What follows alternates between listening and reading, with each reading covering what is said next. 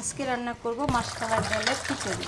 চাল ডাল ধুয়ে নিচ্ছি সুন্দর করে, আর এখানে আছে পেঁয়াজ, রসুন, কাঁচামরিচ, আর এখানে সব রকম মশলা।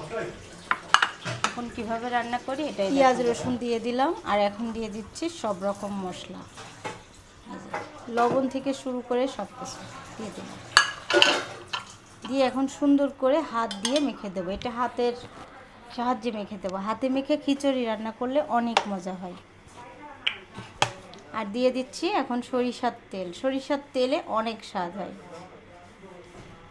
সরিষার তেল দিয়ে এই যে হাতে মেখে দিচ্ছি সুন্দর করে। আর হাতে মেখে রান্না করলে অনেক মজা হয় খিচুড়ি, তার জন্য হাতে মেখে রান্না করলাম। এখানে কোনো শুকনা মরিচের গুঁড়া যাবে না, আর এই খিচুড়িটা খেতে অনেক মজাদার। এখন আমি রান্না করতেছি মাসকলাই ডালের খিচুড়ি। আর এই খিচুড়িটা যারা যারা খাননি অবশ্যই মিস করবেন। এটা সেন্ট তো আমি মোবাইলের মধ্যে অনুভব করাতে পারতেছি না। অনেক অনেক মজাদার, মানে সারা বাড়ি মোমো গন্ধ, এত সুন্দর গন্ধ বের হয়েছে। আমি তো গন্ধই চলে আনন্দে আসলাম। যাচ্ছি। দাদি বলছে কি রান্না করতেছো, এত সুন্দর গন্ধ বের হয়েছে। অনেক অনেক মজাদার খিচুড়ি। তেল টেল অল্প দিয়ে রান্না হয়েছে, খুবই স্বাদ হয়েছে।